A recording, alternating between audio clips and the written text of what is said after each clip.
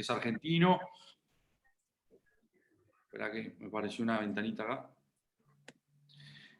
Argentino, dije graduado de la Universidad de Luján.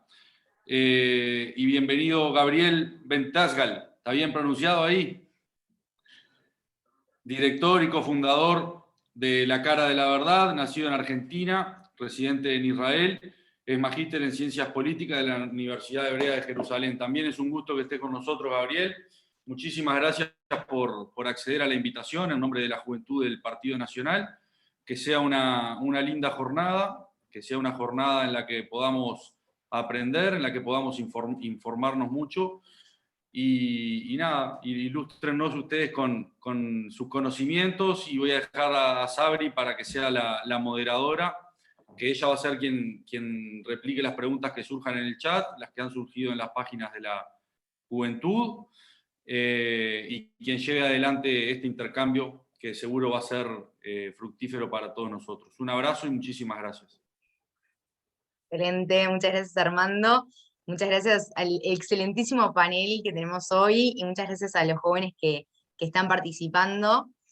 Bueno, como muchos sabrán, hace algunas semanas atrás en Medio Oriente hubo una escalada bélica entre por un lado el grupo Hamas, que comenzó siendo un grupo terrorista, pero además tiene un brazo político muy importante en Palestina, en conjunto con algunos miembros de la Yihad Islámica, enfrente, por supuesto, al Estado de Israel. El conflicto llamó, obviamente, la atención de toda la comunidad internacional, también la de nuestro país. De hecho, el presidente Luis Lacalle Pou y muchos legisladores expresaron rápidamente su pesar sobre el tema, pero desde 2014 no se daban enfrentamientos de este tipo con tanto componente bélico, ¿no? Se contabilizaron más de 4.000 misiles que ingresaron dentro del territorio aéreo israelí, y bueno, eso sin contar en realidad los que explotaron mismo en Gaza, que bueno, por cuestiones de diseño de los propios misiles no alcanzaron el rango de distancia esperada, pero que bueno, gracias al Iron Dome, o más conocido obviamente como la cúpula de hierro, se interceptaron más de 90 de esos misiles. Al mismo tiempo, obviamente, hubieron misiles hacia la Franja de Gaza por parte de Israel, donde, bueno, el total de muertes de ambas partes supera las 100 personas. Ahora le voy a dar la palabra a alguien que nos va a poder contar más cómo se vivió desde el propio lugar, desde el lugar donde se daban los hechos, porque uno obviamente desde acá que están lejos no dimensiona a veces lo que son las cosas. Así que bueno, le voy a dar la palabra a Gabriel Ventasgal, que es magíster en Ciencias Políticas, como bien decía Armando, y que bueno, ahora está viviendo en Tel Aviv. Así que Gabriel, te paso la palabra. Ok, bueno, muchas gracias a todos. Miren, yo es verdad que estudié Ciencias Políticas, pero mi especialización es en terrorismo islámico y capacito a fuerzas de seguridad en todo el mundo con respecto al tema de terrorismo islámico, y voy a empezar justamente comenzando con eso. Lamentablemente, cuando se habla en Latinoamérica sobre los conflictos en Medio Oriente, muchas veces lo que se hace es traducir el Medio Oriente al idioma que le es cómodo a la persona que habla. O sea, nos han educado, de alguna manera, a explicar los conflictos como si fuesen conflictos materialistas. O sea, los conflictos son siempre por tierra, por agua, por cosas materiales, por cosas que se pueden medir. Si ustedes le preguntan a una persona, por ejemplo, escuché a un sociólogo que da clases en Argentina hablar sobre el conflicto en Siria, y explicaba que era un conflicto por poder y lo intentaba traducir al materialismo, porque es el idioma que él conoce. Lamentablemente, para hablar de Medio Oriente tienes que ser especialista en tribus y en religión. Entonces yo voy a intentar no traducirles el Medio Oriente al idioma que les sea cómodo a ustedes, sino al idioma que habla la gente del Medio Oriente, que es un idioma un poco diferente. Y entonces voy a empezar lo siguiente. Tuvimos una ola de escalada de violencia que no debería sorprendernos, porque de hecho hay 3 razones fundamentales para la ola de violencia esta. La razón fundamental y primaria es que todo grupo islamista no reconoce el derecho a ningún reino judío o cristiano en Tierra Santa Islámica. Todo grupo radical islámico considera que el judío y el cristiano puede vivir desde los días de las leyes de Omar II, el Omeya, o Omar I. Hay dudas con respecto a quién fue el que impuso las leyes de Omar. Las leyes de Omar son los que dicen que un judío o un cristiano es un dhimmi, en árabe al-dhima. un dhimmi puede vivir bajo el Islam, pero tiene que pagar un impuesto por cabeza conocido como jizya. Y además, no puede construir iglesias ni sinagoga en tierra santa islámica, y no puede juzgar a un musulmán. Y esas leyes medievales rigieron en todo el Medio Oriente, hasta la llegada de los británicos y los franceses durante la Primera Guerra Mundial. La respuesta de aquel que pensaba que se podía someter al cristiano y al judío, que de pronto ve que es conquistado por el cristiano, porque los franceses y los ingleses conquistaron el Medio Oriente, fue una reacción que la conocemos como los hermanos musulmanes, fundado en Ismailía en el año 1928, y una sucursal de los hermanos musulmanes se forma en el año 85-87 y se llama Efervescencia, o en árabe Hamas.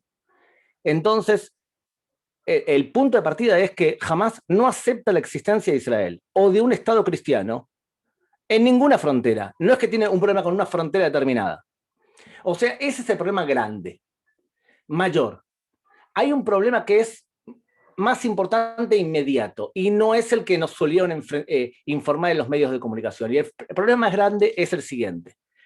Fíjense lo que ocurre. Este es el mapa de la situación actual del Medio Oriente. La franja de Gaza está gobernada totalmente por Hamas, porque en el año 2005 Israel sacó a todos sus efectivos civiles y a todos sus efectivos militares de la franja de Gaza, pero en el año 2007 el Hamas dio un golpe de Estado y expulsó a la autoridad palestina de ahí. O sea que esta zona está completamente en manos de Hamas. Esta zona que es Cisjordania, esto es 350 kilómetros cuadrados, esto es Cisjordania, que tiene aproximadamente 5.960 kilómetros cuadrados, está dividido en 3 zonas, zonas A, B y C. A y B están en manos de la autoridad palestina. Zona C, que es el 60%, está en manos de Israel. Por ahora, hasta que se firme un acuerdo final sobre el estatus de territorio C. Ahí es donde hay colonias judías y no hay en todo el territorio, hay esencialmente en ciertas zonas que si después quieren se los explico dónde hay esencialmente zonas. La autoridad palestina no gobierna con fuerza en todas las ciudades que ustedes ven acá. Es muy fuerte en Jericó, en Ramallah por supuesto y en Belén. Pero por ejemplo en Nablus tiene mucho más fuerza hoy el Frente Popular de Liberación de Palestina. En Jenin algo parecido y en Hebrón es más fuerte el Hamas. Entonces, la autoridad palestina es un gobierno considerado por los propios palestinos como muy corruptos. Un chiste básico que me hacen compañeros míos palestinos es que la esposa de Mahmoud Abbas, presidente de la autoridad palestina, llama a Mahmoud Abbas y le dice: nos robaron en casa. Y él le responde: no puede ser porque tengo todos los ministros conmigo. O sea, en la calle palestina le dice Mahmoud Abbas y los 40 ladrones. En cambio, Hamas tiene fama de ser un poco más pulcro, mientras que la autoridad palestina tiene fama de corruptos. ¿Qué ocurrió? La razón fundamental de esta ola de violencia es que cuando asume Joe Biden como presidente de Estados Unidos, la autoridad palestina, igual que otros países del Medio Oriente, intentan adaptar su mensaje al mensaje demócrata. Y lo que dicen es, ¿se acuerdan el asesinato del periodista Hawachi de Arabia Saudita? Hay una intención de decir, nosotros también somos democráticos, y Mahmoud Abbas promete algo que venía prometiendo hace tiempo en la autoridad palestina, y es elecciones. Les recuerdo, la autoridad palestina no hizo elecciones desde el año 2005 a presidente, cuando murió Yasser Arafat y fue electo Mahmoud Abbas como presidente, y en el 2006 para el Parlamento. La forma de gobernar de la autoridad palestina es que el presidente gobierna y el parlamento administra la parte civil. En el 2006 fue las últimas elecciones donde ganó Hamas, para el parlamento solamente. Hamas pidió dinero para poder administrar la autoridad palestina. Mahmoud Abbas le dijo no porque tenía miedo que le hagan un golpe de Estado, y lo que hizo Hamas fue tomar el poder, pero donde pudo, que fue la Franja de Gaza. Y en Cisjordania todo el tiempo intenta tomar el poder. De hecho, si ustedes vieron la serie Fauda, en la serie Fauda de Netflix, los agentes israelíes colaboran con los palestinos para eliminar la amenaza de Hamas. Entonces tiene una actitud dual la autoridad palestina. Por un lado, colabora con Israel para frenar a Hamas.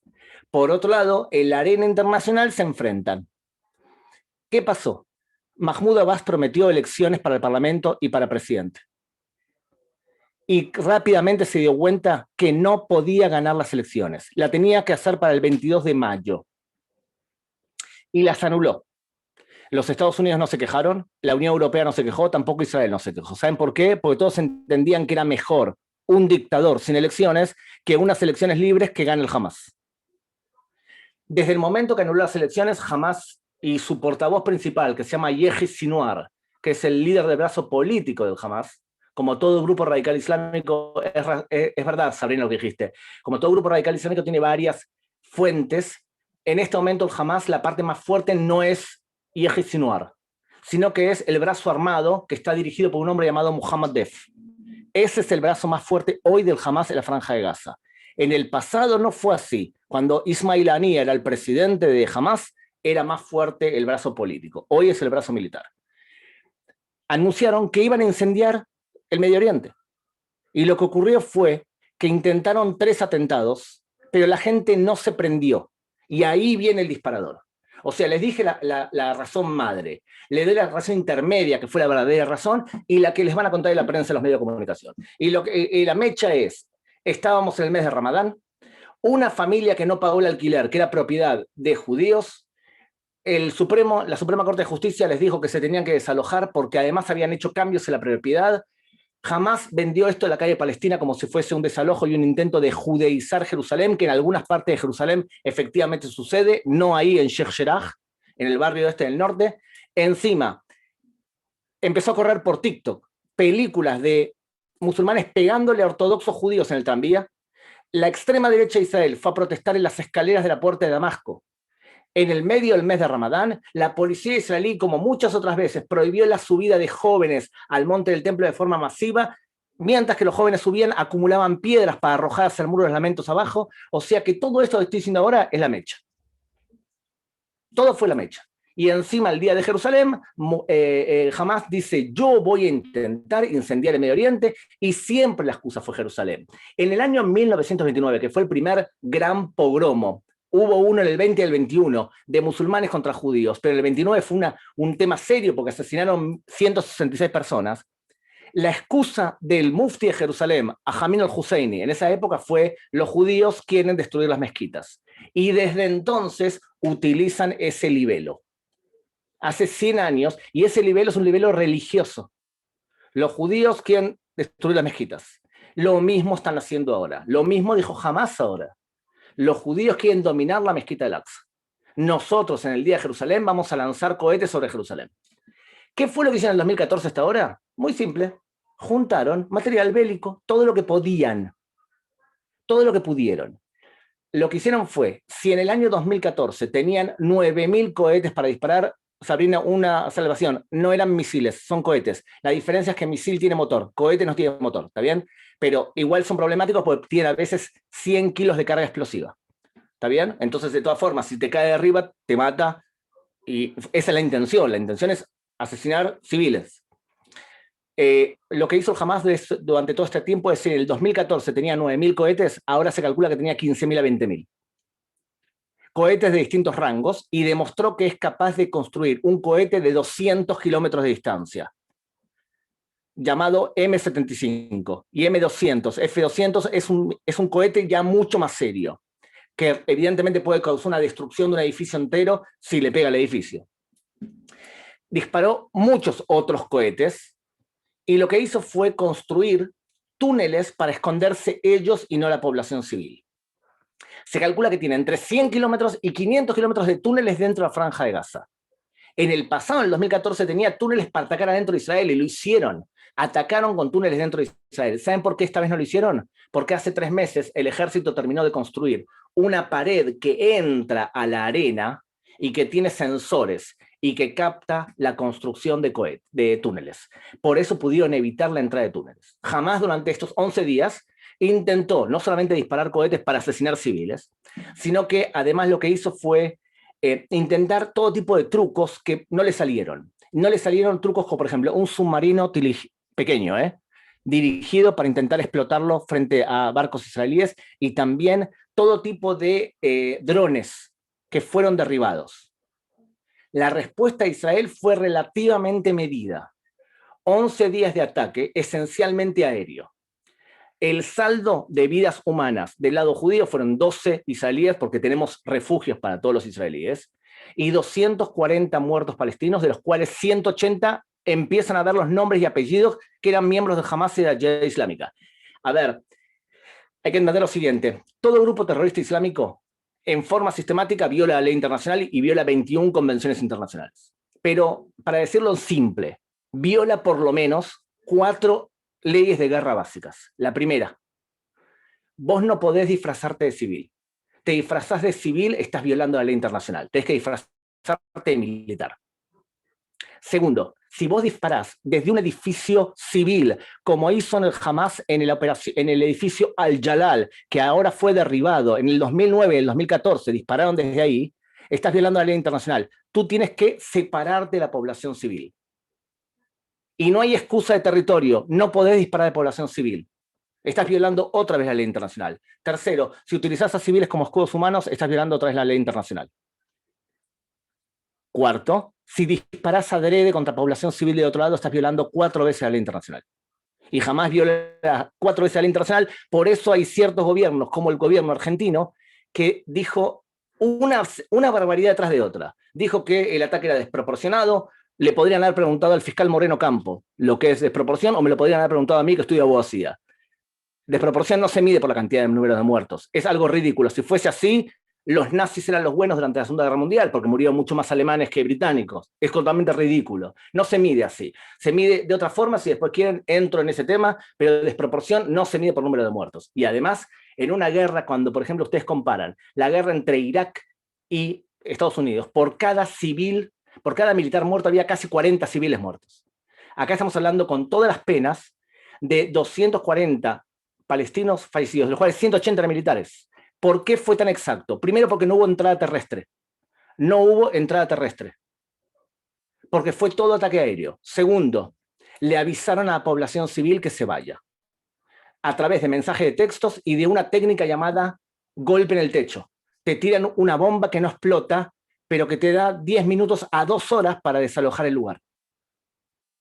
Si Israel hubiese querido asesinar a civiles palestinos, no hace eso que estoy hablando ahora. Le avisan que desalojen y se vayan hacia el sur.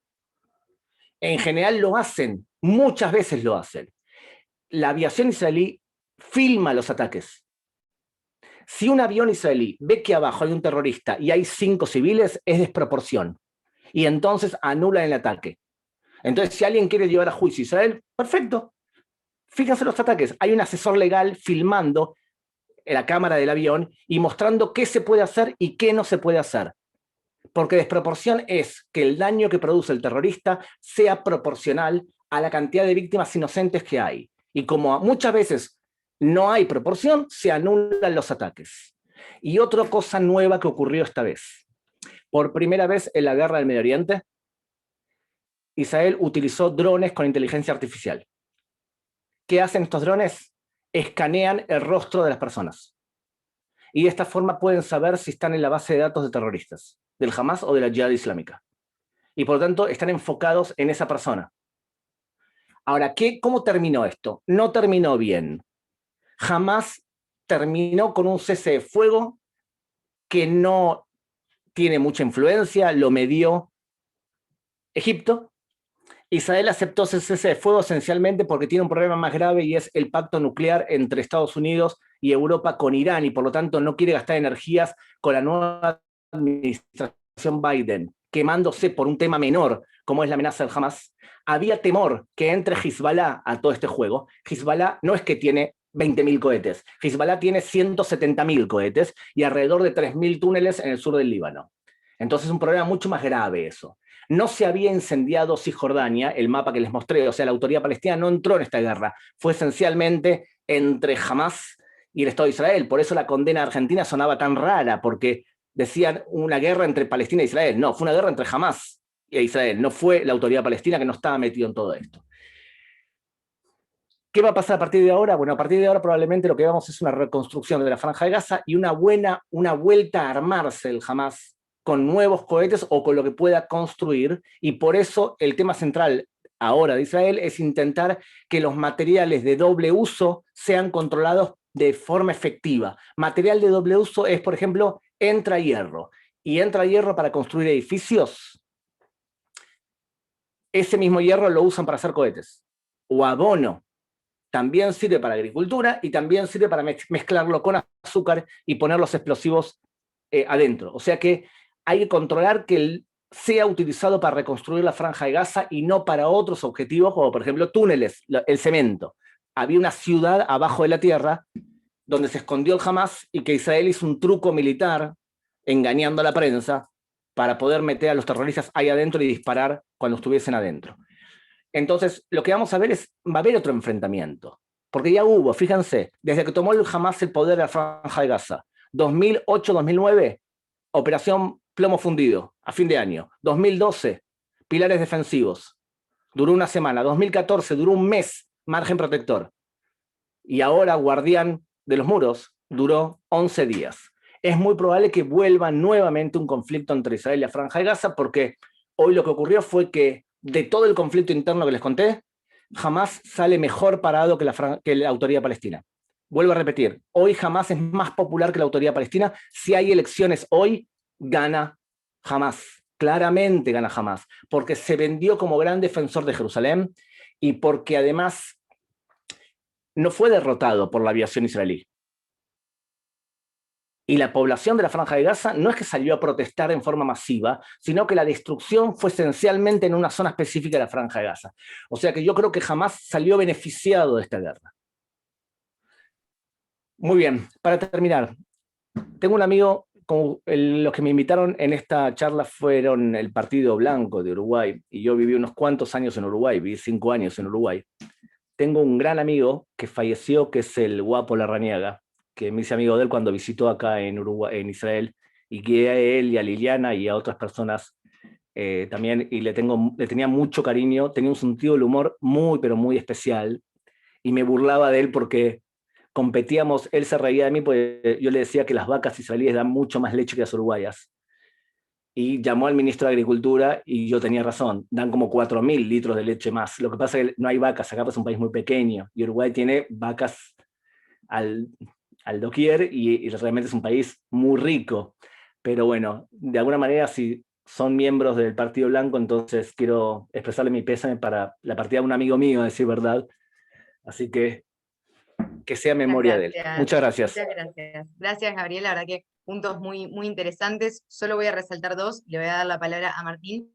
La importancia de la desinformación. Nosotros como partido político, esto realmente es muy importante, influye muchísimo en la opinión pública y lo que decía Gabriel no es menor. Y además el peligro de ceder el poder, de que un Estado ceda el poder en ciertas cosas. Y bueno, en el caso de Palestina, obviamente Martín nos va a poder decir mucho que yo, que soy una simple analista, pero que en este caso, en realidad sí es cierto que claro, Palestina retrocedía y jamás avanzaba, entonces escuelas, temas de alimentos, etcétera, eran repartidos por Hamas, y eso explica un poco lo que era la forma buena de haber visto a Hamas que explicaba recién Gabriel. Así que bueno, Martín, te doy a ti la palabra. Hola, ¿cómo están? Bueno, muchas gracias por la invitación a Francisco.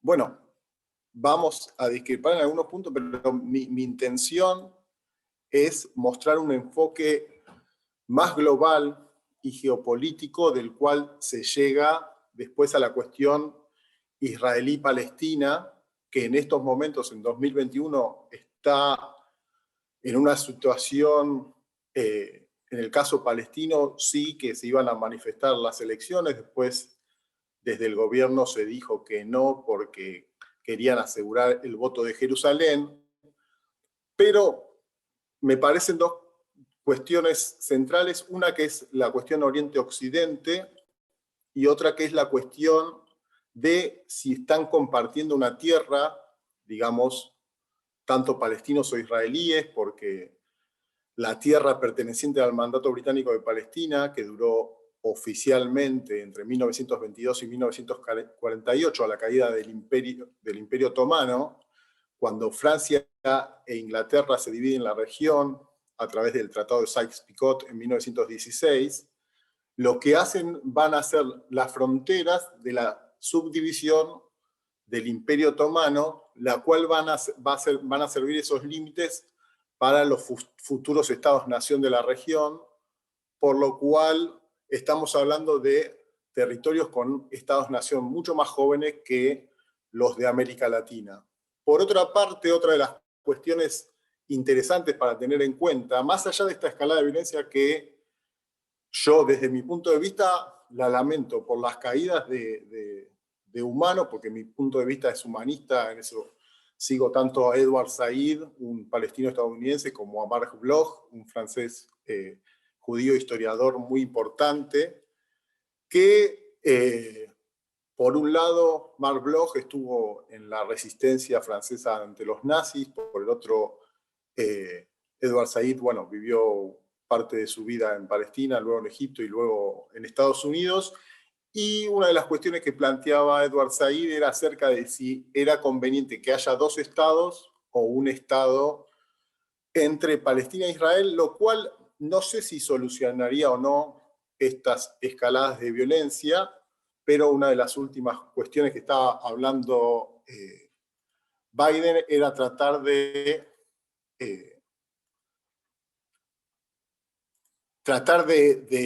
volver a la cuestión esta de dos estados. Para empezar, nosotros, lo que digo de Occidente y Oriente, tenemos una visión del mundo más bien atlantista, la cual en estos últimos años se va transformando porque hay un desplazamiento geopolítico donde China y Rusia vuelven a tener un papel más central en las políticas internacionales. Esto se explica porque China, a partir del 2013, pone en práctica su plan de la nueva ruta de la seda, por lo cual va a tratar de abarcar todo el continente euroasiático, también conectado con África, y nosotros en América Latina estamos en un extremo desde este punto de vista del mapa, que es otro mapa al cual estamos habituados. En nuestro caso estamos más habituados a estar de alguna forma bajo la hegemonía estadounidense, y esta región que está acá, que se denomina Medio Oriente, pero en los diferentes idiomas tiene diferentes nombres, porque es el Levante, o sea, es una confluencia entre tres continentes, sobre todo entre Asia y África, porque Egipto es el extremo de África, así como Israel y Palestina lo son de Asia. Entonces, la intención de mostrar este mapa para que nos situemos, porque más allá de conocer cuestiones geográficas, hay que saber la importancia de los estrechos del Dardanelos en Turquía, la importancia del canal de Suez, del estrecho de Bab el-Mandeb y el estrecho de Hormuz, por donde pasa no solo gran cantidad del petróleo que se transporta en el mundo, sino también gran parte del comercio mundial. Entonces, si nos remitimos nada más a los últimos 30 años, y esto lo digo porque hay tres escalas de análisis para entender un poco la situación de Israel-Palestina, uno tiene que ampliar el mapa y ampliar la mirada, no solo remitirse a lo que pasa en ese pequeño territorio que sí tiene una concepción sagrada, la ha tenido de Tierra Santa para las tres religiones monoteístas como son el judaísmo, el cristianismo y el islam, pero no es el único ingrediente por el cual ha habido conflicto, sino que es desde el punto de vista analítico, y en este caso entiendo lo que plantea Gabriel, porque Gabriel está en el terreno, entonces uno cuando está en el lugar puede sentirse afectado o estar de una o de otra parte, si está en una situación de conflicto, de contienda bélica. En mi caso, la intención como un cientista social es analizar la cuestión no desde una óptica individual de lo que me parece a mí ni lo que me pasa a mí, porque en mi caso no tengo ninguna de las ascendencias, ni religiones, ni nada que esté relacionado con el caso, sino que mi intención y mi investigación surge a partir de entender qué es el nacionalismo y entender por qué, digamos, cómo se construye socialmente una identidad nacional. Por eso es que hablo del tema palestino y que no llega a constituir un Estado, digamos, con todos los atributos de un Estado moderno, a diferencia de Israel, que sí lo hace. Entonces, teniendo en cuenta esta mayor amplitud del mapa mundial, tenemos que situarnos que estamos en una zona que es importante a nivel geoestratégico y geopolítico, no solo en los últimos 30 años a la caída de la Unión Soviética, sino que durante la Guerra Fría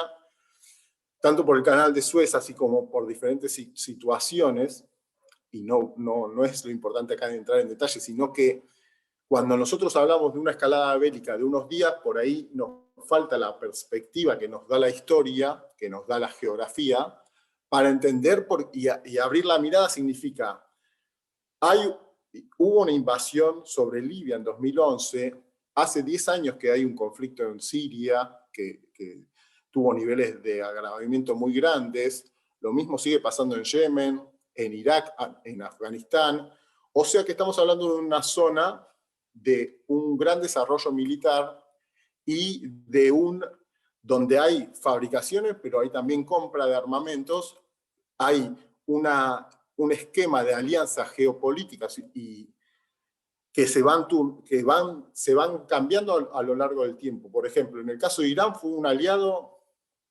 incólume de Estados Unidos hasta 1979, hasta la Revolución Islámica de Irán. Eso cambió a partir de ese momento. En el caso de Egipto, al revés. Primero quiso liderar lo que se denominó un nacionalismo panárabe y después tuvo una alianza más cercana a Estados Unidos. Eso va variando en el tiempo. Lo mismo Irak, Saddam Hussein, mientras duró la guerra de Irak e Irán entre 1980 y 1988, fue un aliado de Estados Unidos, Saddam Hussein. Al tiempo que terminó eso, en 1991, cuando Irak invade Kuwait, eso se invierte, y eso no es un caso único, pasa lo mismo con Afganistán y Bin Laden. O sea que, para entender cualquier lugar del mundo, hay que entender que las potencias tienen un rol fundamental, así como lo tuvieron Francia y Gran Bretaña hasta mediados del siglo XX. Luego de eso, Estados Unidos y la Unión Soviética tienen un interés no solo por las cuestiones religiosas, no solo por las diferencias que puede haber étnicas y que hay, por ejemplo, para entenderlo desde el punto de vista de América Latina, hay un libro muy importante que se llama Comunidades Imaginadas, de Benedict Anderson, donde él explica que en los últimos 2 siglos esta cuestión del nacionalismo hace que haya personas que estén dispuestas a matar y morir por una patria. Nosotros, desde América Latina, nos cuesta un poco más imaginarlo en el sentido de que nosotros estamos habituados a una menor conflictividad y una menor intervención extranjera, porque los países que yo nombraba fueron destruidos y son, o sea, cuando hablo de Siria estoy hablando de un país que es limítrofe en una región con Israel. Entonces, dicho este contexto internacional y por lo menos el enfoque que yo tomo, respeto que haya otros enfoques, respeto también las diferentes religiones, respeto el derecho a existir de cualquier población que pretenda tener un Estado. Ahora bien, hay diferentes enfoques, como digo. Desde las ciencias sociales no hay una verdad revelada de que alguien diga, bueno, esto es como yo digo. Por ahí, o sea, cuando uno ve, así como ve Fauda, puede ver también otros documentales como Nacido en Gaza, de un documentalista argentino también en Netflix, u otros documentales que muestran diferentes caras de una misma cuestión, donde hay 2 poblaciones que realmente sufren, porque si uno es bombardeado, más allá de la cantidad de muertes, sufre esa relación conflictiva. Entonces, lo que yo me pregunto, lo que yo planteo, tiene que ver con esto, cómo se solucionaría si hubiese 2 estados o un estado. No lo sé yo, no lo sabe las Naciones Unidas, no lo vamos a resolver, digamos, hoy acá, sino que yo creo que es importante conocerlo para saber qué posturas, porque cuando uno habla de las posturas políticas, los diferentes países de América Latina tienen posturas diversas de cómo pararse frente a esta cuestión. Por las relaciones con cualquiera de los países, por las relaciones con tanto palestinos como con israelíes. La intención de mostrar este mapa es para entender un poco por qué digo que comparten esa tierra, que son aproximadamente unos 6.8 millones, tanto de israelíes como de palestinos, si tenemos en cuenta que esto que está marcado acá en naranja, de 1.600.000 palestinos e israelíes, que también los israelíes le llaman de manera oficial árabes israelíes. O sea, lo que nosotros tenemos que entender, que no estamos dentro del conflicto, dentro de esta situación tensa, es que cada uno tiene una narrativa diferente. ¿Qué quiero decir con esto? Son narrativas entrelazadas hacia los mismos lugares, mismo el Muro de los Lamentos o Jerusalén, la Mezquita de Al-Aqsa, tienen una connotación sagrada para cristianos, musulmanes y judíos. Esto no quita que tratemos de entender lo que está pasando ahí, por qué se da esta escalada de violencia, por qué se repite. Lógicamente, yo creo que el papel de Estados Unidos es algo que aclara el panorama, porque hay que ver, y pregunto a los que están escuchando, o sea, de quién es aliado de Estados Unidos para entender. Y a partir de eso uno puede tener un posicionamiento y decir, bueno, estoy a favor de lo que hace Estados Unidos en Medio Oriente o en diferentes partes del mundo, o decir estoy en contra. Si nos ponemos a ver, otra cuestión que se ve acá en el mapa es el muro de Cisjordania. Este muro separa, si ustedes tienen en cuenta que todo esto es Israel, pero esto es Palestina, o lo que el Estado de Palestina reclama a través de los acuerdos de Oslo de 1994, las tierras rojas son las controladas, donde hay 2,7 millones de palestinos, y lo que uno va a tener ahí es una situación donde comparten la tierra, vuelvo a decir. Entonces, más allá de las denominaciones a veces, porque esto que decimos Cisjordania, que habitualmente ya se llama así para los medios de comunicación que nosotros escuchamos, yo soy muy crítico de los medios de comunicación, y a su vez creo que hay que estudiar estas cuestiones tratando de separar lo que uno le parece, la parte pasional. Yo creo que esta cuestión de Palestina e Israel se diferencia de otras como la Siria, de la que podría hablarse mucho más, porque en Siria murieron más de 400.000 personas en estos 10 años, pero esta cuestión suscita, además de estos intereses que dije del Canal de Suez, la cercanía con regiones donde hay una gran cantidad de petróleo, entonces, por lo cual tiene una importancia geoestratégica, y nosotros, o sea, las potencias mundiales lo miran de esa manera, más allá de lo que digamos nosotros. Si tanto Estados Unidos como Rusia, Rusia discute, el año pasado discute de tú a tú los precios del petróleo a nivel internacional, porque son de la Organización de Países Exportadores del Petróleo junto con Arabia Saudita. Son cuestiones que nos hacen entender, es como que nosotros queramos entender lo que pasa en Uruguay y en Argentina sin prestar atención a Chile, a Bolivia, a Brasil.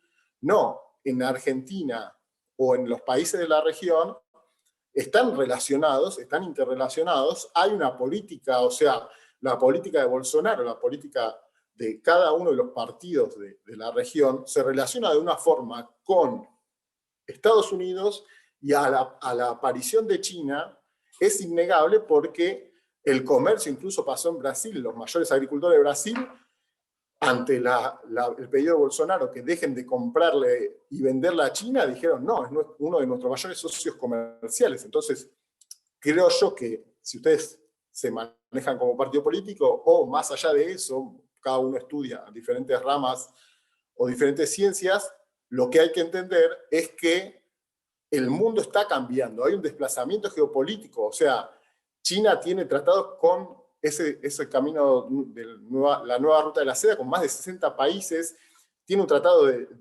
con 10 países, el RCEP, que involucra a gran parte del Producto Bruto de la humanidad, gran parte de la población de la humanidad. Entonces, la asiatización que se está viendo en estos últimos años nos puede hacer cambiar la perspectiva, yendo al punto que eso contextualiza lo que pasa en esta zona.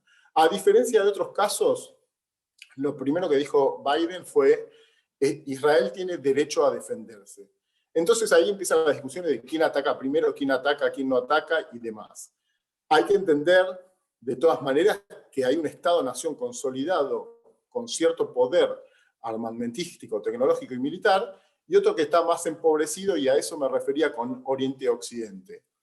En los últimos 30 años hubo una acentuación y un aumento de la demonización de lo que es la religión musulmana, estudiado por musulmanes incluso, que por eso nombraba a Said. Said tiene un libro de 1979 que se llama Orientalismo, donde manifiesta que hay una visión desde Europa, sobre todo, hacia el otro, entre comillas, un otro musulmán que se diferencia de los europeos. Entonces se va gestando, digamos, esa diferenciación que se ve aumentada a partir de la caída de la Unión Soviética en 1991, cuando Estados Unidos, con una coalición de 22 países, invade Irak. Entonces, esas son cuestiones que hay que sopesar o poner sobre la balanza para tratar de entender, bueno, ¿por qué importa o por qué salen los medios de comunicación masivos con diferentes opiniones, con diferentes posturas? En Argentina se vieron tanto el embajador de Palestina como la embajadora de Israel hablando de la cuestión, y yo creo que es importante para entender su postura lo que pasa ahí, pero también hay que tener una mirada mucho más amplia para entender por qué pasan en zonas tan cercanas las cuestiones que estoy mencionando que pasan. Entonces, las relaciones que tienen uno y otros países de la región. Siendo al punto directo, no sé cómo voy de tiempo porque no veo el reloj con la pantalla. Ahí te mandé el chat que sí, si podés ir redondeando, buenísimo. Así Dale, dejábamos las preguntas. Dale, perfecto. Entonces, acá lo que quería mostrar con el mapa es los diferentes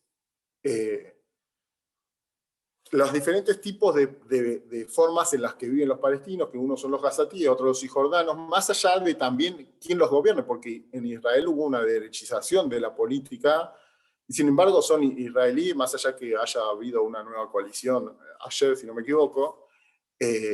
Entonces, es lamentable, lo que quiero remarcar es que es lamentable que haya habido una escalada de violencia, es lamentable las muertes que ha habido, y creo que criticar si un Estado tiene una política sobre otros estados o sobre otras poblaciones, no es estar en contra de la gente que vive ahí, como si critica a uno la política exterior estadounidense, no es ser anti-estadounidense ni estar en contra, o criticando las políticas de Argentina, no es ser anti-argentino, simplemente uno puede estar en desacuerdo o no, y creo que el debate puede enriquecer y conocer otras perspectivas, por lo cual me interesaba participar de esta mesa, así que muchas gracias por la invitación y quedo abierto a las preguntas. Muchas gracias, Martín.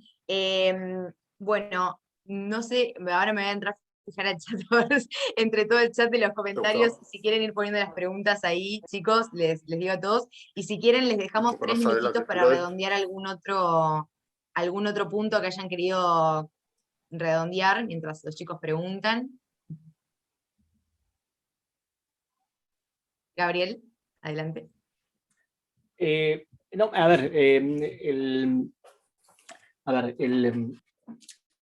Medio Oriente tiene un idioma propio, de alguna manera, ¿no? Cuando una persona deambula por el Medio Oriente, la primera identidad es a qué jamula perteneces. La jamula es un clan, que pueden ser 30.000, 40.000 personas, y ustedes conocen jamulas. Por ejemplo, una jamula muy famosa es Athani, son la familia que gobierna Qatar, y ellos gobiernan todo el país, y no tienen oposición, y por eso es un país estable. O la familia Saud. La segunda identidad del Medio Oriente es si tú eres musulmán sunita o chiita. Y entre ellos pelean, combaten desde el año 661 o 680, ustedes decían qué fecha prefieren. Lo tercero es si una persona es musulmán frente a los que son dimis, cristianos y judíos. Lo cuarto es si tú eres iraquí o turco y tienes peleas con otros países también del Medio Oriente. Y lo último es que tú eres árabe. Durante una época lo más importante del Medio Oriente era ser árabe, y esa ideología liderada por Egipto se llama panarabismo. En la actualidad pasamos una época que se llama el panislamismo, que se gestó en los años 70 y 80, y hoy lo que vemos es un pansunismo o un panchiismo. Entonces, por supuesto, las potencias tienen peso. A veces tienen más, hoy tienen mucho menos, y por eso pues, hablamos de hoy. En la época de la Guerra Fría tenía mucho peso específico. En la actual política demócrata tiene mucho menos peso, y justamente es por eso que vemos acuerdos de paz entre Israel y países árabes. Porque el peso específico de la retirada en la época de Barack Obama y en la época de Donald Trump hizo que surgiesen fuerzas locales que buscasen alianzas locales para frenar a Irán, que es chiita. Y es por eso Emiratos Árabes se acerca a Israel, por eso Bahrein se une a Israel, Sudán se une a Israel, y también Arabia Saudita, que de hecho tiene un acuerdo de paz con Israel. O sea que las potencias regionales tienen un poder, evidentemente es menor a la Guerra Fría, y hoy por eso creo que es relativamente algo pequeño. Medio Oriente hoy se divide en 4 tipos de grupos. Los países chiitas, se llama la media luna chiita, Irán, Irak, Siria y el Líbano, y los hutíes en Yemen, los países de los hermanos musulmanes, muy radicales desde el punto de vista teológico, no siempre desde el punto de vista práctico, Qatar y Turquía. Entre paréntesis, los que son hinchas de Boca, que por casualidad son argentinos, Qatar es el que publicita la camiseta de Boca y también publicita mi camiseta de fútbol. Yo soy fanático del Barça, soy culé hasta morir y manchaba mi camiseta. Qatar es un país muy radical, que tiene una televisión muy radical llamada Al Jazeera y que le pagaba el sueldo a uno de los ideólogos sunitas más radicales que hay en todo el Medio Oriente, que se llama Yusuf al-Qaradawi. Le paga Qatar, la Qatar Foundation. Y después tenemos grupos que no son países, pero que quieren crear un califato o un emirato. Hezbollah en el Líbano, ISIS, o sea, Daesh, Al-Qaeda, Ansar Beit al-Maqdes, Hamas, son grupos que no son estatales, pero que creen crear un califato, un gobierno religioso. Y por último tenemos a los países que no son radicales y son sunitas. De esos son los que se acercan a Israel por una necesidad de que como la fuerza de los imperios va en retroceso, entonces se buscan alianzas locales. Rusia, por ejemplo, tiene poca fuerza hoy en el Medio Oriente. Tiene fuerza porque intentan mantener su poder y su inversión esencialmente en Siria y necesita el puerto de Latakia. O sea que, de todas formas, pero coordina con Israel. Cuando Israel ataca a Irán, coordina con Rusia. Y Estados Unidos tiene un papel menor hoy en el Medio Oriente, relativamente menor. Le preocupa especialmente Irán, es un papel menor. Hoy sí tenemos que decir qué potencias o analizar el Medio Oriente de acuerdo a lo que opinan las potencias, creo que sería desprestigiar a la gente que habla en el idioma local. Y la gente que habla en el idioma local habla sobre intereses, habla sobre religión y habla sobre alianzas para intentar evitar el surgimiento y el reforzamiento de grupos yihadistas específicos, muchas veces liderados por Irán. Excelente, muchas gracias, Gabriel. Y además hay una cuestión muy importante entre los sunitas y los chiitas que acá en Uruguay muchas veces nos cuesta entender, que es algo de verdad muy importante para la región de Medio Oriente, así que también muy, muy interesante. Martín, ¿alguna otra cosita que quieras decir antes de las preguntas? Quería compartir este mapa para entender un poco la región donde, bueno, está inserto Israel y está inserto Palestina en esta cuestión que, desde mi punto de vista, o sea, una de las identidades, digamos que trata de estar sobre todas las identidades, es la identidad nacional, porque, como decía este libro de Comunidades Imaginadas, trata de explicar desde la antropología por qué hay gente que está dispuesta a matar y morir, digamos, detrás de una bandera o detrás de una nacionalidad. Entonces, más allá de la fortaleza o la intervención, yo me baso mucho en las resoluciones de las Naciones Unidas respecto de la política de Israel, que si bien no hablé tanto, yo creo que, o sea, ellos no resuelven esta cuestión, la cuestión está ahí resuelta. Entonces, por eso hablaba yo de 2 estados o un estado, porque hay población que comparte la tierra, esos 7 millones de habitantes que mostraba en el mapa anterior, están compartiendo en el hecho la tierra, así como hay palestinos e israelíes.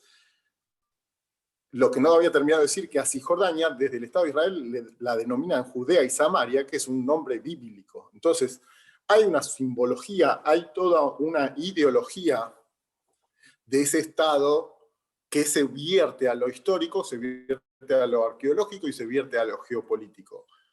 Entonces, yo no quiero discutir con Gabriel porque no es un debate, sino que son una expresión de posturas, y me parece, como decía antes, él está ahí, entonces él tiene, digamos, su propia postura.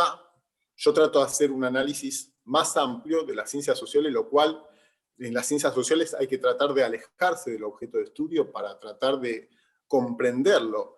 La diferencia acá central es que este tema sale todo el tiempo en los medios de comunicación. O sea, yo lo estudio desde el punto de vista histórico y trato de estudiarlo hasta lo que sigue pasando. Por supuesto, interpretarlo de una manera diferente. ¿Cuál es la ventaja entre las ciencias sociales a diferencia de los medios de comunicación, que nosotros tenemos una explicación de largo alcance. En cambio, los medios de comunicación tratan de decir, bueno, lo que pasó en este día es porque uno le tiró una piedra a otro y por eso se empezaron a matar. No, las cuestiones son un poco más diversas. Entonces, este mapa muestra la cuestión esta que yo decía de el petróleo y la zona que está, el petróleo y el gas en las zonas cercanas a donde está Israel.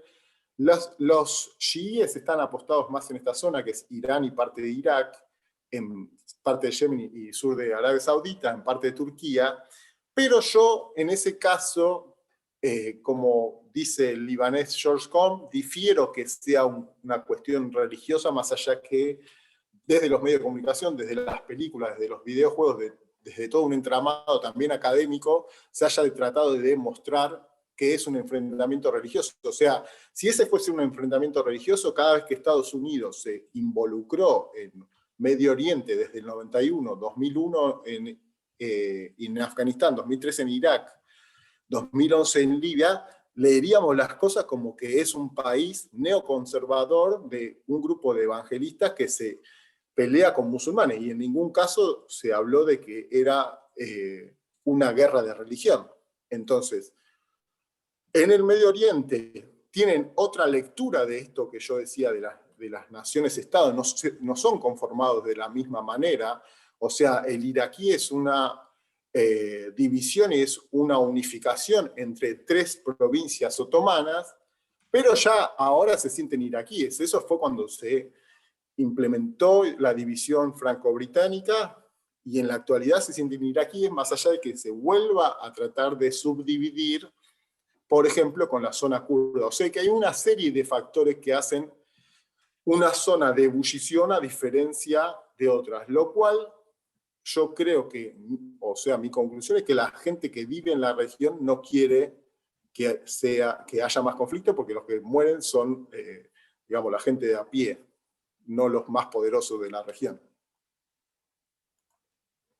Bueno, si les interesa más este tema, ahora que estaba hablando Martín, hay un autor muy interesante, se llama Gilles Kepel, que tiene un libro re interesante que leí para mi tesis, que se llama La Yihad, que está muy bueno porque explica todo lo que decía Gabriel, lo que decía Martín, en un libro que les va a volar la cabeza, así que se lo súper recomiendo. Y bueno, ahora si les parece, voy leyendo algunas de las preguntas que dejaron los chicos en el grupo.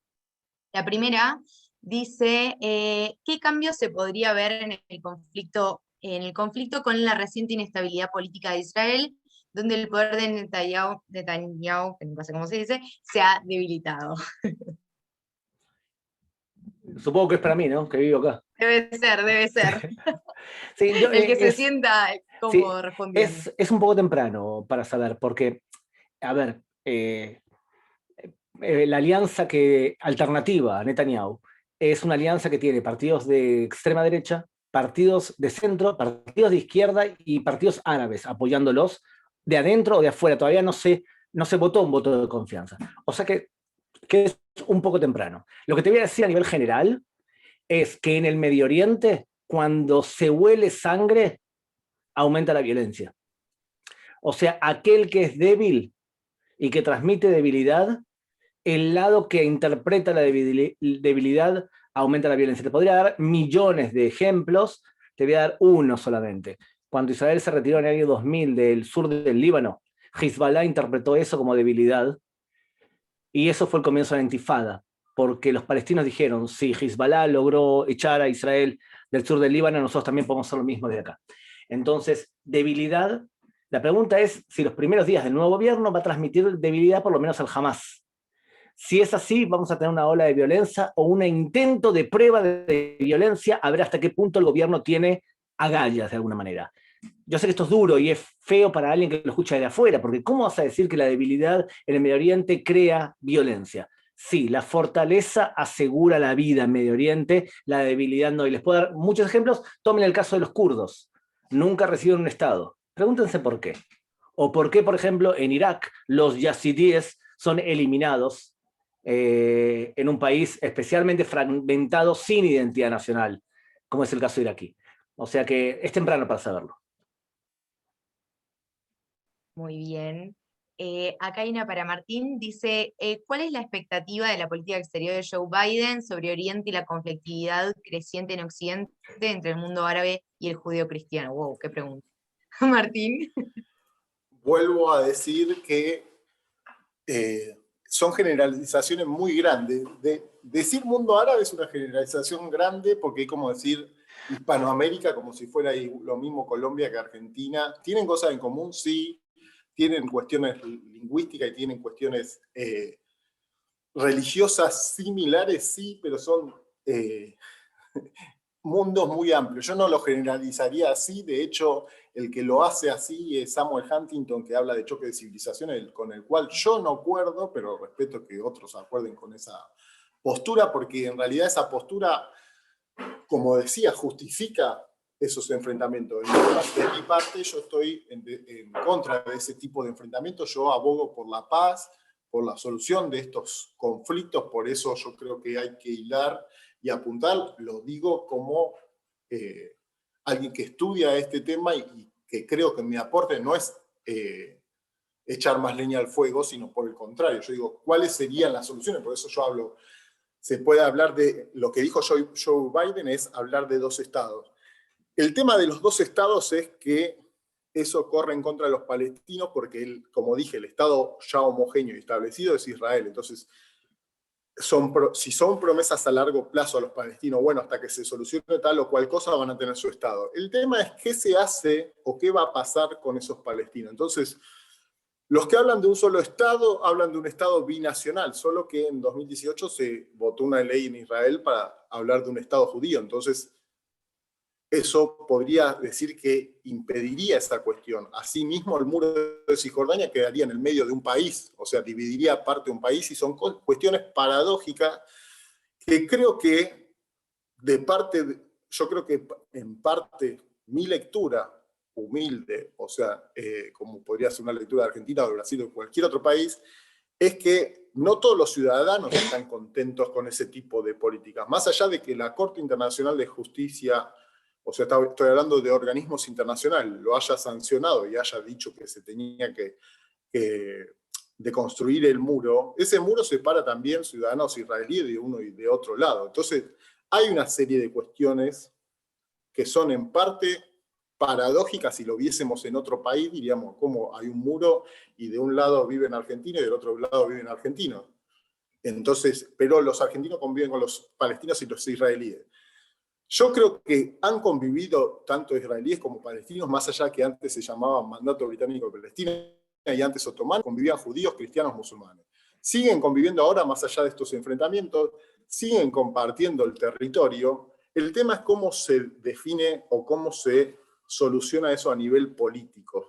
Entonces, se le da voto y que los palestinos participen y se distribuyan, digamos, la riqueza, digo, que genera ese propio Estado, como cualquier país, como si lo ponemos por caso que nombró Gabriel, Barcelona. Cataluña se quiere separar de España, España no quiere que se separe. Por ahí los idiomas son más parecidos y tienen una historia de haber ya estado juntos. En cambio, Israel y Palestina como que nacieron separados y no sabemos si... lo que quiero decir con esto, para cerrarlo, es hay más cosas en común, hay varias cosas en común, culturales, de musicales, de alimenticias, de comidas y de otras índoles que podrían hacer que se unifiquen. Por ahora vemos cosas que los separan, pero no sabemos qué pasará si en algún momento... porque en los hechos, lo que quiero decir es que en los hechos lo comparten la tierra, de algún modo o en algunos sentidos. Bien, acá tengo una pregunta. Sí, perdón. Una cosa sí, claro. La verdad que es un placer dialogar así porque realmente ustedes podrán entender que hay 2 posturas diferentes. Yo quiero aclarar una cosa, Martín, con lo siguiente.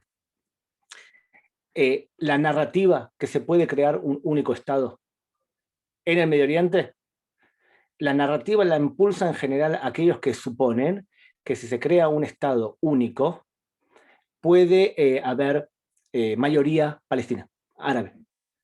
Entonces, de esa forma, eliminar al Estado judío. En lo práctico, te lo digo ahora y te lo voy a decir dentro de 10 años y 20 años, no se va a crear un Estado único por varias razones. Primero que hay varias fallas técnicas. Oslo fue en el 95, Oslo B, la valla de seguridad es una valla que el 96% es alambrada. La Corte Penal Internacional era consultivo, no tiene ningún tipo de fuerza legal, pero fuera de eso, es muy difícil crear un Estado único. Cuando vos tenés un país que es la democracia número 36 del mundo, o sea, de América Latina, la democracia más fuerte son Costa Rica y Uruguay, son poliarquías muy fuertes. Uruguay y Costa Rica están en el primer lugar. Israel se adelanta mucho más que Argentina y mucho más a los países del Medio Oriente, de América del Sur, o sea, la poliarquía es muy fuerte. Es difícil conseguir unir una poliarquía tan fuerte con un sistema dictatorial como es el palestino. Uno, desde el punto de vista económico, estamos hablando de un país que es un high-tech, totalmente high-tech, que un israelí hoy en día recibe $46.000 de sueldo por año. Vuelvo a repetir, $46.000 de sueldo por año, mientras que los palestinos reciben $5.000 de sueldo por año. Las mujeres en Israel y los homosexuales se expresan de forma libre. En Palestina los persiguen y los matan, tanto a mujeres como a homosexuales. Los palestinos declaran claramente que quieren destruir al Estado judío. Los israelíes dicen que tienen un problema con el grupo terrorista Hamas o con todo aquel que quiere matarlos. ¿Cómo podés crear un país así cuando uno es Occidente en el siglo XXIII y otro es siglo VII y quieren volver a la época de Mahoma? Como no se puede lograr algo así, son tipos de narrativas que ninguno en la región lo compra, pero se escucha en el extranjero como si fuese algo viable. La verdad es que no va a ocurrir. Y está simpático para un simposio académico, pero ni los palestinos quieren algo así, pues los palestinos quieren reemplazar a Israel, ni los israelíes quieren dejar de ser un Estado judío.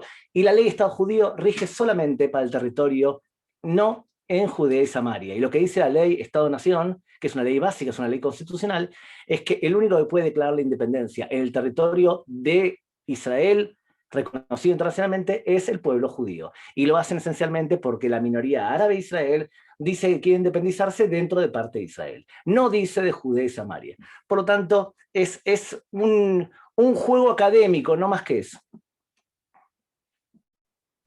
Interesante también la visión. Martín, ¿algo que quieras agregar o paso con las preguntas?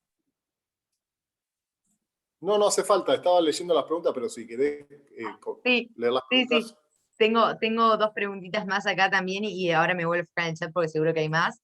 Era una pregunta, era una pregunta para Gabriel que dice, un cálculo estratégico por parte de Bibi para que el conflicto comenzara cuando se vencía el plazo de formar gobierno. ¿Crees que es inminente la formación del nuevo gobierno del lunes próximo? La salida de Bibi del poder, son tres en una. La salida de Bibi del poder va a afectar la capacidad de deterrence de Israel frente a sus enemigos. Mauro Padula, gracias por la pregunta. La verdad, re importante la pregunta. Puede ser. Netanyahu le transmite, a pesar de que hoy escuché al líder de Hamas, a Yehia Sinwar, que dice que prefiere a Netanyahu en el poder que a Naftali Bennett. Naftali Bennett, que puede ser el primer ministro de Israel dentro de una semana, en el 2014 dijo que había que conquistar por la fuerza y derrocar al Hamas. Así que es difícil. Sí, Netanyahu amenaza con su presencia y su liderazgo a muchos en la región porque lo ven como un líder sólido, fuerte, que se sabe explicar. Yo creo que se va a formar gobierno en Israel, es muy probable, y no creo que haya sido algo iniciado por Netanyahu, porque tampoco el Hamas dice que lo inició Netanyahu, el Hamas dice que lo iniciaron ellos, y se vanaglorian de eso. Entonces, pero yo creo que se va a formar gobierno, y mi opinión personal es que es bueno para Israel una rotación. 12 años en el poder de la misma persona es mucho tiempo. Bien, muy interesante también. Ahora para Martín, ¿entendés válida la necesidad del pueblo judío de autodeterminación? Si es así, ¿qué solución de paz propondrías que no hiera los intereses árabes? Wow, qué difícil. Esa pregunta, no sé si la podría Como responder. dije, los árabes no son una cosa uniforme ni homogénea, supongo que estará diciendo los palestinos, porque los árabes de diferentes lugares de lo que se denomina mundo árabe, las poblaciones hablan de luchar por la causa palestina y los gobiernos hacen otra cosa diferente por supuesto, intereses económicos que son o pueden ser válidos para ellos. Si entiendo válida la necesidad del pueblo judío de autodeterminación, sí, el Estado de Israel existe, es un Estado que está ubicado en Medio Oriente. El tema es que, como decía, y No sé si esta será una de mis últimas intervenciones porque me tengo que ir. Pero aparte de eso, yo quiero decir, la autodeterminación es una interpretación. Todas estas son construcciones humanas. O sea, Uruguay y Argentina tienen unos límites territoriales que no van fluctuando habitualmente, pero si nosotros volvamos a la caída de la Unión Soviética se dividió en 15 países, Yugoslavia se dividió en 7, Sudán se dividió en 2, Alemania era 1, fue 2 y volvió a ser 1, se unificó a partir del 90. ¿Qué quiere decir esto? Que se transforman las naciones. ¿Quién hubiese dicho durante la Guerra Fría que Alemania se iba a unificar de vuelta? Nadie. Nadie puede saberlo de antemano, lo dividen las potencias, se vuelve a unir. Berlín estaba dividida por un muro, el muro se destruyó. Por lo cual, mi perspectiva histórica es que la historia de la humanidad va cambiando, los estados-nación en un momento no existían como los entendemos ahora, no existía un estado de tipo moderno, sí existía una monarquía, sí existían imperios, pero si nosotros vemos, por ejemplo, hay una página de YouTube que se llama GeoHistory, que muestra los avances y retrocesos de las poblaciones que van cambiando, por lo cual, como decía, en esta zona hace 100 años, en 1921, hace 105 años, 1916, hace 100 años existía el Imperio Otomano, y Israel no existía ahí en la región, por lo cual es un proceso histórico. ¿Tiene que tener una autodeterminación? Sí, puede tener la autodeterminación un grupo de pobladores que se autoidentifique de una manera y tiene un Estado-nación que es válido. La Unión Soviética existió.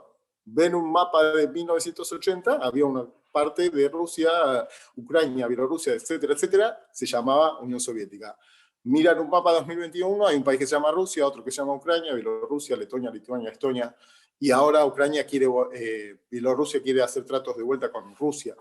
Entonces va habiendo transformaciones en el mapa. Eso es lo que considero yo desde el punto de vista histórico. Argentina no existió siempre como Argentina. Antes era el Virreinato del Río de la Plata, antes eran poblaciones tehuelche y de otra índole, nadie conocía a los españoles, no se hablaba español, o sea que hay una transformación histórica y la base de mis estudios es entender que ha habido una transformación histórica para que exista un Estado-nación y hay más de 200 países hoy y hace 100 años había la mitad de países.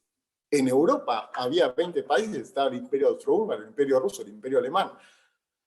Yugoslavia se transformó y ahora hay casi 50 países. África lo mismo, lo dividió Europa, o sea que yo no soy quien para decir que tiene que haber. ¿Sí existe el país ahora? Sí. Creo yo que tendría que haber una forma, ideal o no, de subsanar la cuestión, porque más allá de estas cuestiones de pobreza o riqueza, yo creo que hay una diferencia idiomática más grande que la que podemos decir el otro ejemplo que yo daba entre Cataluña y el resto de España, o sea que hay una variación idiomática no tan grande, en el caso de árabe y hebreo es más grande, pero la cual yo creo que tiene que haber soluciones. O sea, nunca hubo una guerra que durara para siempre, o enfrentamiento que durasen para siempre, por lo cual lo que vemos ahora, que parece que va a seguir porque viene hace 15 años, no pasó. Si nosotros vamos a 1956, hubo una guerra, Francia, Gran Bretaña e Israel contra Egipto, por el canal de Suez, porque Egipto nacionalizó el canal de Suez bajo el mandato de Gamal Abdel Nasser. Entonces, ¿siempre fue Israel amigo de Egipto? No. Hizo un tratado de paz en 1978/1979 con la mediación de Estados Unidos para recuperar la península del Sinaí que había sido ocupada por Israel en la guerra de 1967. O sea que el mapa se transforma para bien o para mal. Como digo, cuando uno no está en el territorio puede analizarlo y mi punto de vista es principalmente de formación histórica. Entonces, la historia, a diferencia de otras ciencias sociales, hace ver las cosas desde la perspectiva de que el mundo se va transformando y el mundo cambia dinámicamente. Justamente con el mapa uno tiende a pensar que como ve el mapa así ahora, fue siempre así. No. Hace 50 años no había 7.300 millones de habitantes y China no era una superpotencia. En 1949 China era un país pobre, ahora es una potencia mundial. y disputa la hegemonía con Estados Unidos. ¿Cómo se involucra en la región Medio Oriente? Es otra cuestión. Entonces, la autodeterminación de los judíos es igual que la autodeterminación de los palestinos, de los argentinos, de cualquier pueblo que diga, o de los kurdos que diga, yo quiero, me siento kurdo, más que iraquí y quiero crear un Estado kurdo. De ahí a que se construya ese Estado es otra cuestión, porque todos los que tienen una autodeterminación, es decir, cualquier pueblo que diga, esta comunidad, nos sentimos una comunidad nacional, no consigue su Estado, porque no hay 200 pueblos que buscan la autodeterminación y hay 200 países exactamente lo mismo, porque hay estados multinacionales. Suiza, hay cantidad de estados donde conviven, o sea, en India hay 300 millones de musulmanes y sin embargo, cuando surge la India, se separa una parte de la India, que es Pakistán, que significa el país de los fieles, y se separa de la India, y la India no existió siempre como tal. Entonces, mi punto de vista histórico me hace ver la perspectiva de que esto como es ahora no va a ser siempre.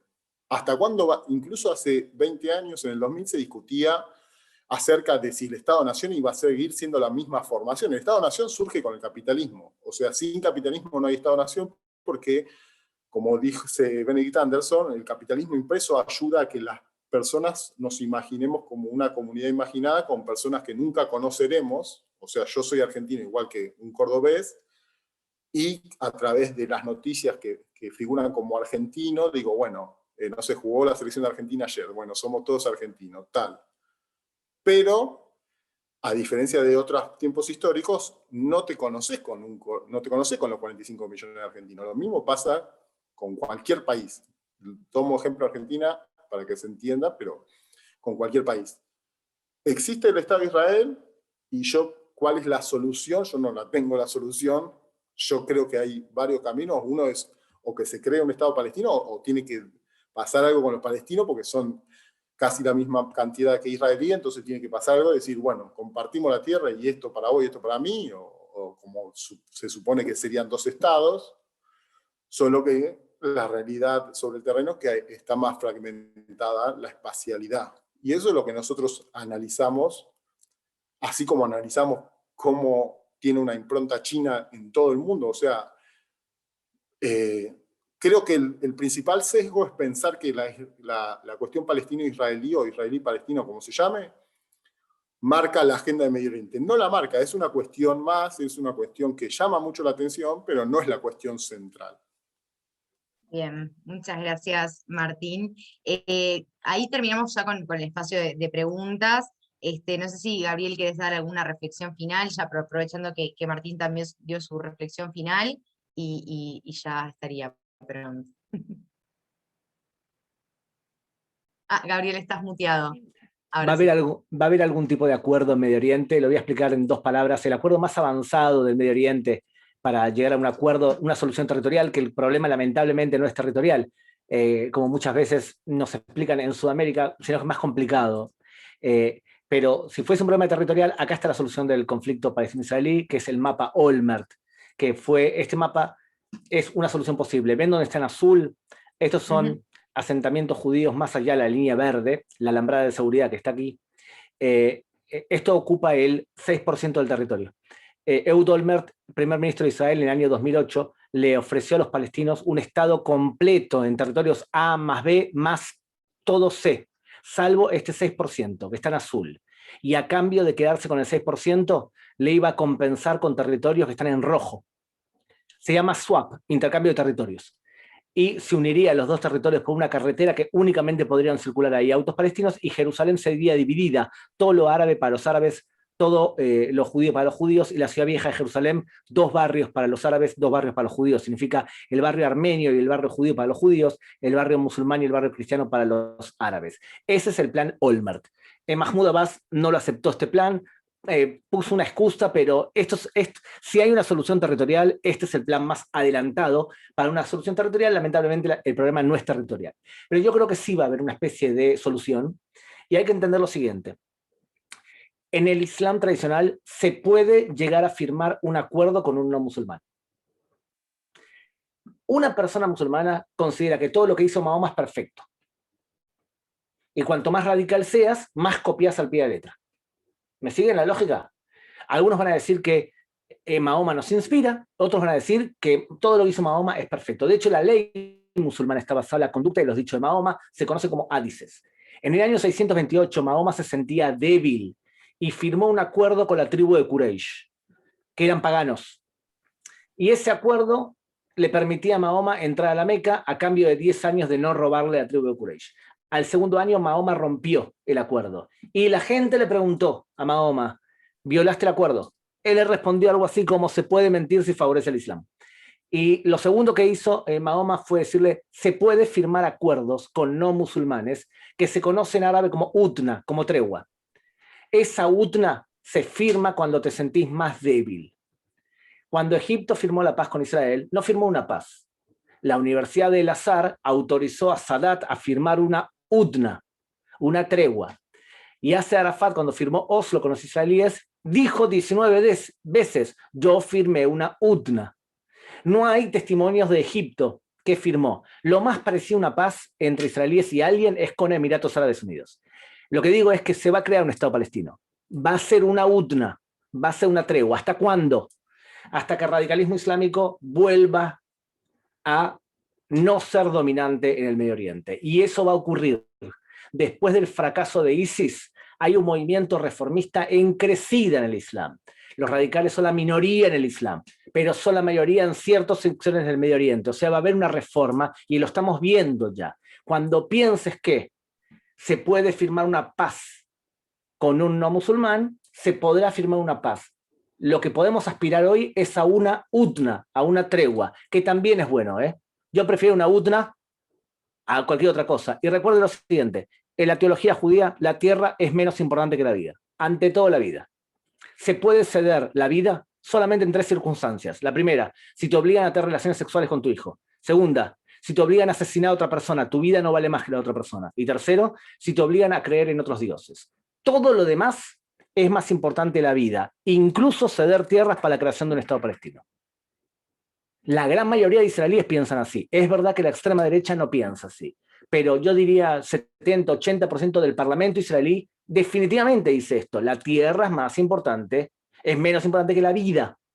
Por eso hay planes como los que les mostré ahora. Entonces yo soy optimista. ¿Saben por qué? Porque Israel es cada vez más fuerte, en serio. Económicamente es cada vez más fuerte, militarmente es cada vez más fuerte. Ustedes comparen, año 2000, el Hamas se subía a un autobús y se inmolaban con cinturones bombas.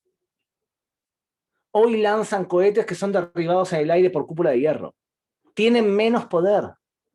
Israel tiene más poder. Por lo tanto, vamos camino a una utna.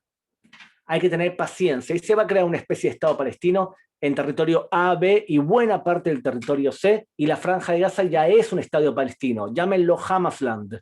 Es la tierra de Hamas hoy. Va a haber quizás 2 estados palestinos, uno en Cisjordania y otro en Hamasland, por ahora. Difícil que ellos entre ellos se unan porque realmente el odio entre ellos es muy grande. Nada más.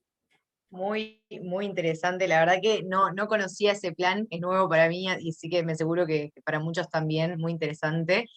Muchas gracias a todos por participar. La verdad que tuvimos una audiencia impresionante. No, ahora estamos en 49, pero no bajamos de 60 hace un ratito atrás, así que la verdad que muy bueno. Muchas gracias de nuevo a los expositores. La verdad que los dos nos dieron una visión muy interesante. Que está bueno también que se dé esto, que puedan hablar 2 personas con 2 visiones distintas. Me parece que enriquece mucho también. Así que bueno, muchas gracias por todo. Gracias por la invitación. Por favor, saludos Martín, un gusto conocerte. Igualmente, Gabriel. Por favor, un placer. Gracias por la invitación. Gracias a ambos. Esperemos que se solucione.